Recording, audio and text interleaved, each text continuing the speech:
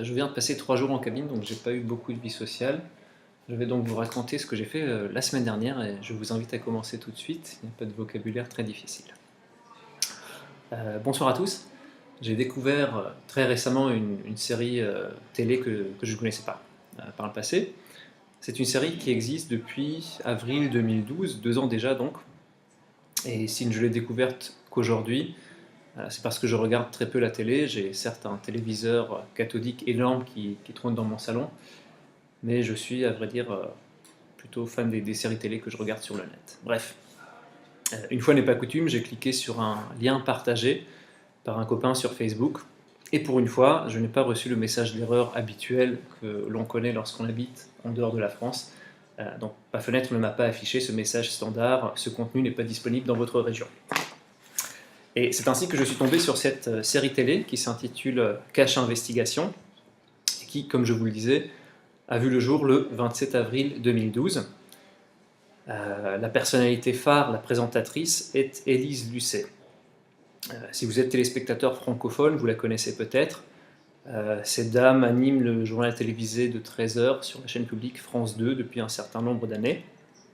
Personnellement, je ne suis pas très bon avec les noms. Si vous m'aviez cité Élise Lucet avant la semaine dernière, j'aurais pas su qui c'est.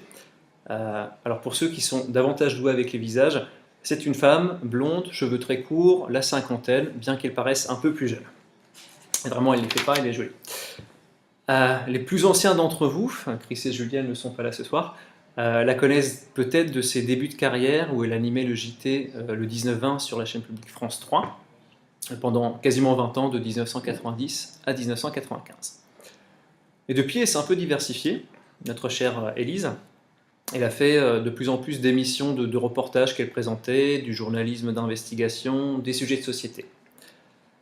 Aussi avec David Pujada, qui lui présente aussi le journal télévisé. Elle a quasiment couvert toutes les émissions consacrées aux soirées électorales depuis, si ma mémoire est bonne, depuis 2007.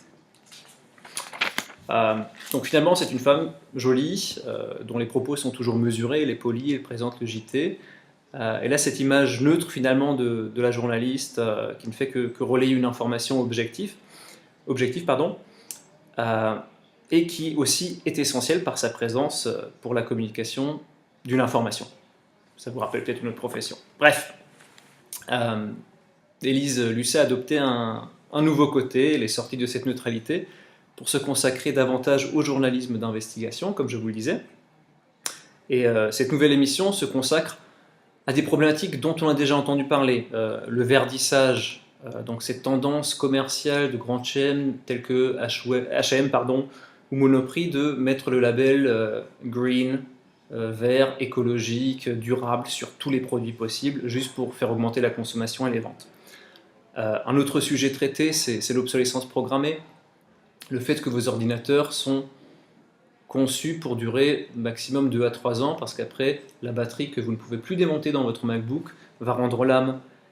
Ou encore des sujets qui se consacrent à l'industrie pharmaceutique, cette tendance à financer certains praticiens, médecins privés, qui vont vous prescrire des médicaments pour des maladies qui il y a 3 ans n'existaient pas encore, mais qui aujourd'hui deviennent un grand problème, à renfort de publicité à la télé. Voilà. Et le sujet que j'avais vu moi récemment était consacré au téléphone portable. Ce qui change finalement avec cette émission, c'est le ton. On a une voix off extrêmement cynique, cassante, impertinente et insolente. D'ailleurs, dans le générique, les premières minutes, on voit l'image de bidonvilles, d'usines dans des conditions horribles. Enfin, je vous vois très bien imaginer l'image de l'usine textile au Bangladesh. On connaît tout ça avec des enfants, des petites travailleuses de 13 ans sur la machine à coudre avec une lumière blafarde de néon. Donc on a ce générique sur cette ouverture, ces images-là, et la voix off qui nous dit « Nous vivons dans un monde merveilleux, aujourd'hui notre série va se consacrer à tel et tel sujet ». Donc il y a toujours ce fil rouge conducteur du cynisme et du contraste entre les riches et les pauvres. Et personnellement, j'aime bien. J'aime bien parce que d'habitude, tous ceux qui vont aller parler de la misère dont tient le monde le font de manière un peu victimisante. Ouh là là, regardez, c'est le moment de pleurer, maintenant il faut être triste, il faut avoir de la compassion. Alors que l'émission dont je vous parle n'a pas pour but de vous faire pleurer, de vous sensibiliser, pas du tout. En fait, on ne cherche pas la compassion, mais on provoque et on vous montre des vérités au point que vous finissez écœuré. Et moi, personnellement, ça me parle. Exemple que c'est efficace, avec la sortie du nouvel iPhone, je me suis dit, bon, moi j'ai un smartphone qui date d'il y a 2 ans. La meilleure fonction qu'il accomplit, c'est de décapsuler des bouteilles de bière avec un petit angle. À part ça, il n'est pas super efficace. Je me suis dit, ouais, cool, super smartphone, l'iPhone qui vient de sortir. Je vais regarder le prix, est-ce que je peux me l'offrir? Pourquoi pas remplacer mon dinosaure de téléphone? Et depuis le reportage, maintenant que je vois les pubs Nokia, Samsung, Apple, quand je vois ces pubs, elles ont, à vrai dire, le même effet que la vue d'une bouteille d'alcool un lendemain de cuite. J'ai la nausée. Un effet intéressant dans cette série de reportages, c'est la mise en abîme. L'équipe de France 2 va filmer le travail d'autres journalistes lors d'événements publics tels qu'une campagne de communication Samsung. Samsung ou Apple font une conférence de presse pour présenter le dernier modèle. Et à ce moment-là, il y a une scène que j'ai beaucoup appréciée.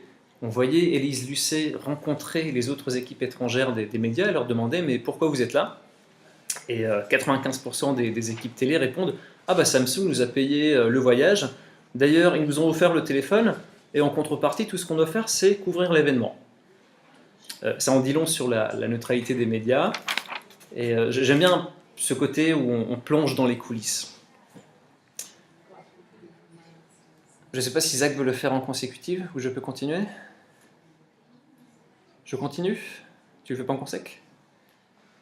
Non, d'accord. Une autre scène que j'ai bien aimée, c'était un salon quelconque, présentation de produits de Nokia France.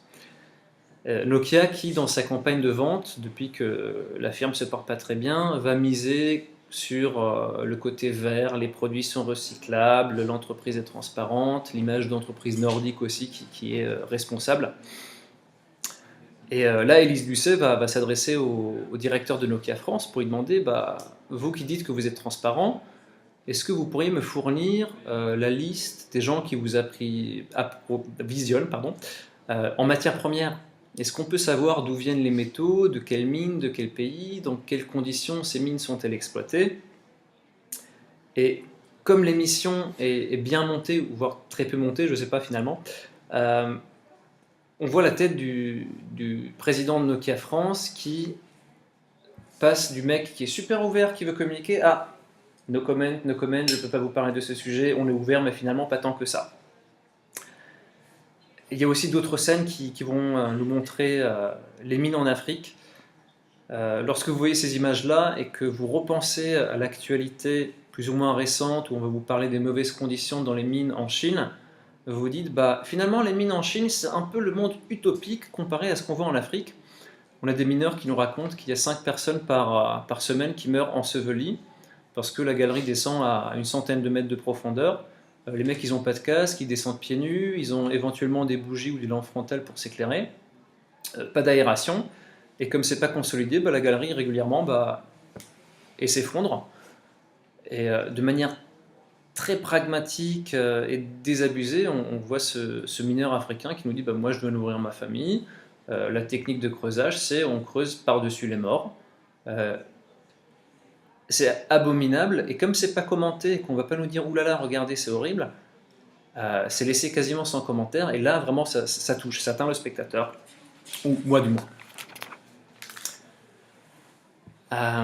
Tout le monde en prend sur son grade finalement, H&M, Zara, en matière de production textile en Asie, le travail d'enfants, et il y a un fil conducteur dans la réponse de toutes ces grandes entreprises lorsqu'on les interroge, c'est qu'elles vont dire on n'est pas responsable, on fait sous-traiter, on n'est pas au courant de ce que font nos entreprises sous-traitantes, donc finalement, puisque nous, nos salariés en Europe sont bien traités, on est du côté des gentils. Et peut-être une dernière image, c'est vraiment la seule qui m'a fait rire à voix haute. Si vous avez une petite connaissance de la culture française, vous avez sans doute entendu parler de l'école des mines. Pour ceux qui ne savent pas ce que c'est l'une des écoles d'ingénieurs les plus prestigieuses de Paris. Vous sortez de là, votre premier emploi sera payé bien plus qu'un interprète fonctionnaire à la commission. Et qui dit école des mines, vous pensez forcément aux mines. Et là, il y a un trait d'humour très cynique, peut-être un peu limite. Vous voyez une photo d'enfants africains qui travaillent dans les mines, et la voix off ajoute, et ça c'est l'école des mines africaines. Pof. Voilà, donc comme je vous disais, tout le monde en prend pour son grade. C'est une émission qui me plaît bien finalement, mais qui n'est pas toujours cohérente. Il y a quelques aspects machiavéliques, une interprétation des fois orientée de l'information, il y a de la surinterprétation, on va essayer de dépeindre les choses soit en trait noir, soit en trait blanc. Et contrairement à l'affirmation initiale, ils ne vont pas toujours au fond des choses. Un exemple, il y a une start-up qui a été créée, une start-up néerlandaise je crois, qui s'appelle Fairphone. Leur objectif, c'est de lutter contre la surconsommation, contre des produits qui ne durent pas. Et ils veulent aussi fabriquer un smartphone qui serait produit grâce à des matières premières qui ont été récoltées dans des conditions dignes, donc pas de l'esclavagisme moderne. Sauf que l'émission, lorsqu'il s'agit de Samsung, de Nokia et d'Apple, va aller dans les mines, va aller retracer quels sont les fournisseurs. Dans le cas de Fairphone, l'émission se contente de citer cette excellente initiative, disant que c'est super chouette, qu'eux affirment que c'est un téléphone durable fabriqué grâce à un mode de production équitable. Par contre, là, on ne creuse pas. Et je suis un peu resté sur ma faim, puisque la liste de fournisseurs de cette société Fairphone n'est pas épinglée contrairement à celle des autres marques. Cette marque Fairphone ne bénéficie pas du même traitement investigatif que Nokia, Samsung, Apple. Et je suis resté sur ma faim, je ne sais pas pourquoi. Peut-être finalement pour laisser malgré tout le cynisme qui est le fil conducteur de cette émission, une once d'espoir quitte à fermer les yeux. Et est-ce que la malhonnêteté intellectuelle est justifiée? Là, je ne sais pas.